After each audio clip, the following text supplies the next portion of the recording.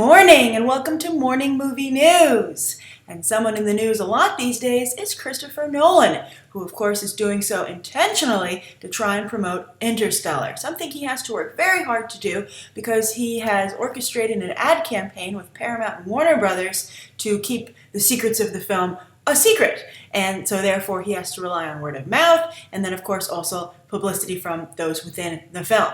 But even though Christopher Nolan wants to talk about Interstellar, it's hard to get the press to 100% cooperate. So he's getting asked a lot of questions about superhero movies. For instance, he said, "I'm done with the superhero genre, but never say never," and that got a lot of headlines. And then the most recent story making the rounds, and I'm not sure if this generated out of his Interstellar coverage or just happened to come out at this time, but maybe it would have been best if it didn't come out at this time because I think this is one of the rare occasions where Christopher Nolan made a genuine mistake.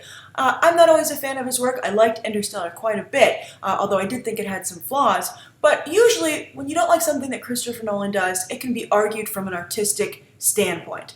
You're like, well, I don't personally like it, but maybe others do, and I know for a fact that some others do. It's usually, the diehard Nolan fans, but nevertheless, it's hard to argue that Christopher Nolan made a genuine mistake. Although here, I think that he did. And I think it's because he has a firm commitment to the kind of superhero movie that he created with his Batman trilogy and an unwillingness, or perhaps, he's a smart guy, so I'd say it's an unwillingness. I think he can totally understand where the genre is heading, but I think he just doesn't approve of it. But, Christopher Nolan has never been one to really play the business game of Hollywood, and we'll see how that affects him with Interstellar. But it already has had a little bit of a problem for the DC Universe, even as he was in the process of extricating himself from that world. Now, of course, as you know, on Man of Steel, he was the producer of the film. He helped put it together, even though he was handing the reins over to Zack Snyder. It was a very nice thing for him to do, to kind of like help with the transition period as he left. And I think because he does have a lot of goodwill towards Warner Brothers. They've done a lot of good things for his career, and they did allow him to make Inception. As I said in my review, he leveraged the success of The Dark Knight to get Inception greenlit, and said I wouldn't make another Batman movie unless you greenlight Inception, but still, Warner Brothers agreed. So I think that he does like the studio quite a bit, especially Jeff Robinoff, who used to work there and was involved and was in the head when Man of Steel was being made. But anyway, the story is that they came to him and said, the studio came to him and said, we'd really like to put in a comedic end credit scene. What do you think? And Christopher Nolan vetoed it, and he said his reasoning was that a real movie would not do that. And I think this was a mistake, but I think that he should have been strong enough or had the foresight to understand that this is what fans want and just said, okay, you can put an end credit sequence in there, but it has to be a Nolan-style end credit sequence. I think it would have been a disaster to have a comedic stinger at the end of the film, especially because the actual film had so little comedy in it. It just would have come out of nowhere. So I wouldn't have recommended that. I agree with him that they shouldn't have put comedy in there. And, it continues to worry me that, they're just trying to copy Marvel rather than think about how the decisions over at Marvel are made organically and then try and apply the same thought process with their own films and then come to their own natural organic conclusions over here.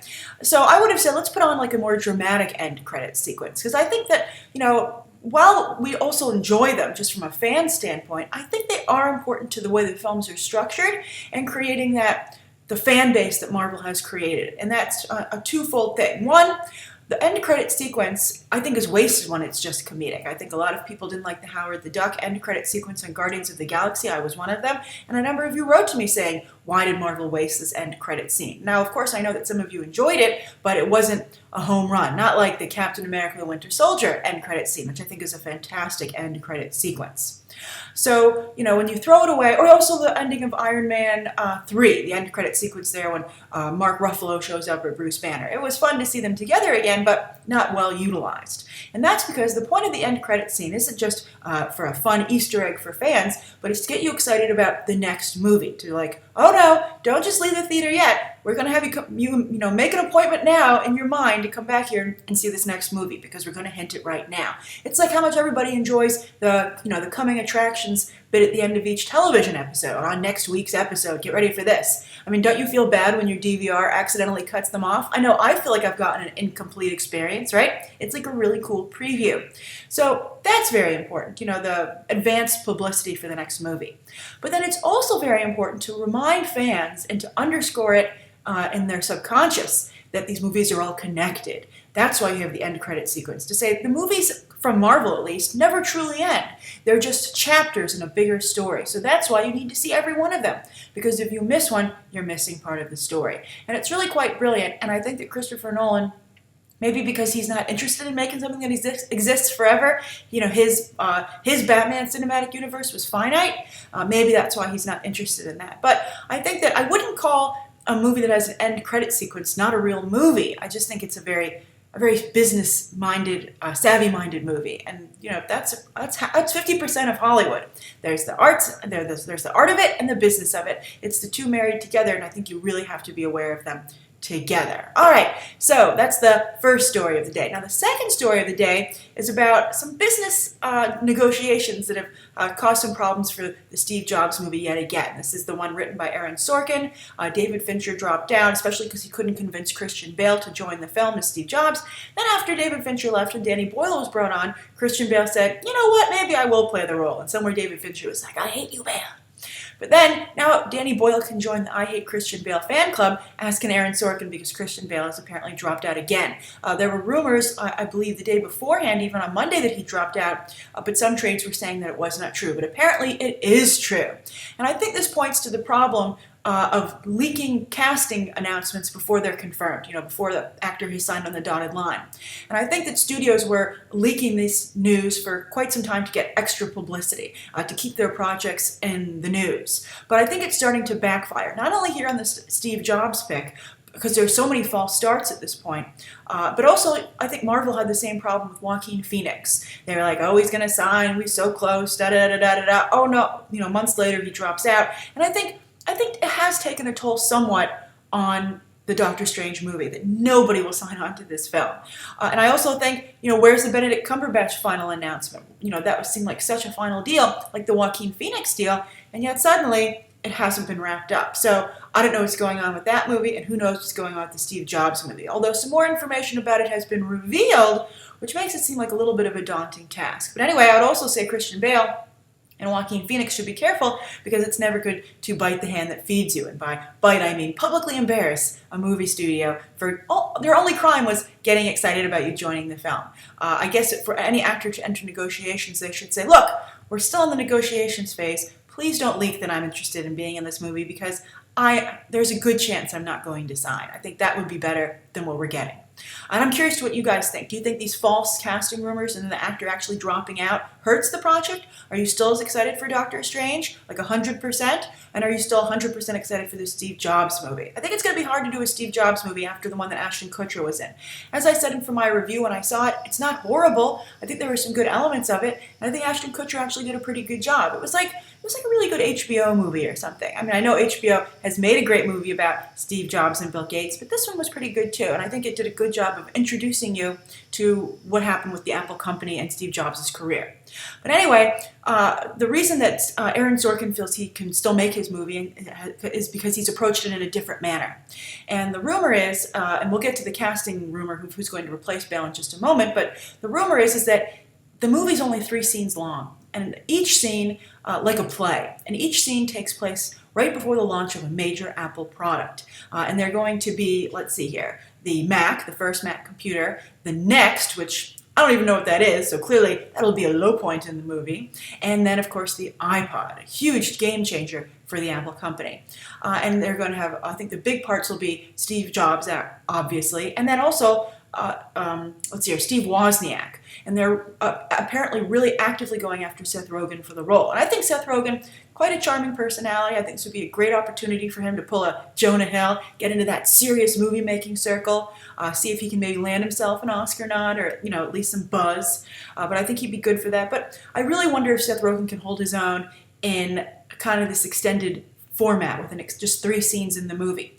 Now, the other problem is that Birdman has kind of done this already. It's just one giant scene. It's an uncut film. There are no cuts in it. Of course, there are a few, but they're hidden. It's like Alfred Hitchcock's Rope. And Zach Galifianakis did a wonderful job in that film, and maybe he'd be a good Steve Wozniak. I wouldn't think that he could pull this off, but he did. So I'll give Seth Rogen the benefit of the doubt. But it's very hard to pull off these kind of movies, these extended movies that are supposed to breathe like a play. And, I think it helped Birdman that Birdman was about a play being put on. It takes place in an actual theater on Broadway. But we'll see how this Steve Jobs bio works out and if audiences like this kind of idea. I wonder, Aaron Sorkin's a masterful writer, but he's going to have to be really good to get a lot of exposition and aspects about the company and the characters out in just 3 scenes. Unless those are some intense scenes where they were like, you know what, before we go out there and unveil this Mac, let's talk about the whole history of the company up until this point. We'll see what happens. So who could possibly take the role from Christian Bale? Because let's face it, it looks like he was born to play Steve Jobs. They look so similar. Well, they're talking to Michael Fassbender. Now, I think Michael Fassbender obviously has a lot of prestige and talent as an actor, and I think he could totally hold the screen in just 3 extended scenes. But I think Michael Fassbender would have to do, I don't know, I don't know if he's capable of the level of acting. I don't know if anybody is to make him a viable Steve Jobs.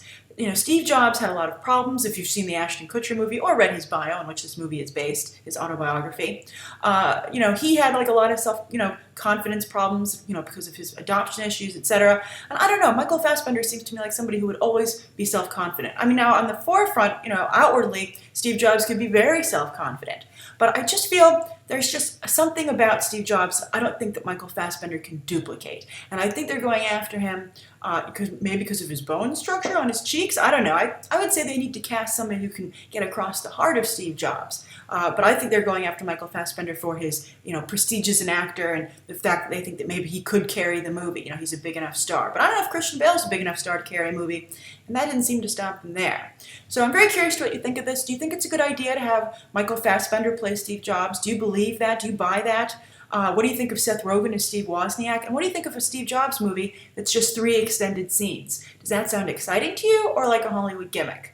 All right, so write your thoughts down below. That's the second story of the day. And the third story of the day has to do with Daniel Radcliffe and a very interesting, turn in his career. Now, of course, after the Harry Potter films, he decided he wanted to make much smaller films. And I think that's quite commendable. And also to help the UK film industry with like a woman in black. And I think that was really admirable of him, that it meant so much to him to try and help the UK industry get its own sense of identity instead of being a satellite production area for Hollywood. But, he's made films like Kill Your Darlings also and Horns, which hasn't done that well, unfortunately. As you'll find out in Movie Math later today, I'm sorry that's been delayed, but there are some things that I'm working on that have made the last week or so a little bit tough. One was the YouTube Space New York video, and there's some other things trying to, not film at home for much longer, so I'm working very hard on that front. And, of course, as I'm sure many of you know, working from home when that's not your permanent setup can cause a little bit of snafus. But anyway, Horns didn't do that well. So I think that Daniel Radcliffe realizes probably that he needs to get into a bigger picture again, because he's going to slowly but surely kill his movie career, because it's starting to look like he's not a box office draw. So he's gotten a part in the new Now You See Me movie, and I think that's really interesting. And the reason I can talk about it today is it was officially confirmed yesterday. Now, Michael Caine had spilled the beans a couple of weeks ago, but again, it was one of those casting announcements that wasn't set. So the studio, Lionsgate, didn't confirm it, Lionsgate Summit. But now they have, and they've confirmed Daniel Radcliffe for the role, but they haven't said who he's playing, although Michael Caine said he's playing my son. But they also released somewhat of a synopsis for the film, and they said that the 4 horsemen, after wowing everybody with their magic, are kind of like, celebrated magicians. But they get pulled into a new scenario by their new enemy, which enlists them to pull off their most dangerous heist yet. And that to me sounds like maybe Daniel Radcliffe will be the enemy, because of course they had a lot of problems with Michael Caine's character in the first movie. So of course, beware the revenge of the son. So I think that could or the daughter sometimes, as we know from Talia al Ghul. So I think this could be really interesting, and I would love to see Daniel Radcliffe go opposite Jesse Eisenberg. I think that's a really fantastic, well-matched fight. But I also think to see Daniel Radcliffe play a villain would be very exciting. From what I saw of Horns, just couldn't make myself watch it, but the trailer, I really liked the fact that Daniel Radcliffe was relishing the chance to play a villain, and he seemed really good at it. So if he can find something that, on the one hand, is guaranteed to bring in a lot of audience members to try and bulk up his box office resume again, but yet also still continues to push him as an actor, I think that'll be a scenario that everybody's happy with, including Daniel Radcliffe's agent and manager. So I'm curious if you think this is a good direction for Daniel Radcliffe to take his career. Do you think he needs a big movie, or were you happy with him making the smaller films that he's been focusing on lately? If a lot of people haven't been seeing them, if you're a Daniel Radcliffe fan, why haven't you been seeing his smaller movies? What's keeping you from going to support them? And do you think that you would change and go and see Now You See Me Too? Because that could be the real situation, that Daniel Radcliffe still has his fan base. He's simply just not making the kind of movies that his fan base wants to see. But they will turn up if he does. All right, so those are the 3 stories of the day, and I have a fun viewer question. This is from Yes, I Am Groot. And Yes, I Am Groot says, I'm sorry, but I just think that Channing really can't act all that well. Yes, this comes from my episode on Monday about the Gambit solo movie that Fox is prepping with Channing Tatum producing and Chris Claremont running the treatment. So Yes, I Am Groot says, I feel like his acting is very forced, and I'm not happy that he got this role. I wish they'd have just brought in a no-name, but this is just my opinion. I do actually see some improvement in his acting, so who knows? He might be able to pull it off by the time they start filming. As I said on Monday, go see Foxcatcher. I think you'll feel a lot better, Groot. But Groot then has a question that I thought would be fun to answer today. And Groot says, my question is, who would the major antagonist be, though, in a Gambit movie? And I think there's a clear choice here, and it's Bella Donna. If you're an X-Men fan, you're aware of Gambit's past. If you're like a hardcore X-Men fan, you might be aware that Gambit grew up in New Orleans as part of the Thieves Guild. And in the Thieves Guild, he was, considered like royalty. Now, in New Orleans, there was also the Assassins Guild, and they had their leadership. And they had a daughter named Bella Donna. And Gambit and Bella Donna grew up together. And then when they got older, thankfully, they liked each other. They were friends. There was sparks of romance there. So the 2 guilds had them get married to bring peace to the Assassins Guild and the Thieves Guild. But then, of course, in true X-Men style, a lot of stuff goes down, and Bella Donna gets injured, etc. But then, long story short, she and Gambit, of course, end up no longer being married, because he then goes has a romance with Rogue when he joins the X-Men, and he's not that much of a cad. And so he goes to join the X-Men, but they break up. But then Bella Donna becomes a villain for him, but she still has a soft spot for him, kind of like a Bond, female villain, being like, I want to sleep with you, and then I'll kill you. So I think that's kind of the vibe going on there. And I think that would be a great storyline. It would be a great introduction to Gambit. It would take in the New Orleans setting. It would be a great origin story. And it's really, I think, the most interesting thing he has going on outside of the X-Men. But it's interesting enough that it can constitute its own film, that you don't feel like, well, why don't we have an X-Men story here? I think a Thieves Guild versus an Assassins Guild sounds pretty awesome, right? So that's who my pick for the villain would be. So I'm wondering what you think. Who do you think should be the villain in a Gambit solo movie? And do you agree with me it should be Bella Donna? All right, and also, what do you think of Channing Tatum? For those of you who've seen Foxcatcher, do you believe that maybe he could pull this off? Or maybe you don't even need to see it. You believe in him. All right, thank you so much, everybody, for tuning in today. That's today's episode. Please write down below what you think of today's top 3 stories and the viewer question. Anything you'd like to see covered tomorrow, and any questions that you might have. Thanks for watching. Bye.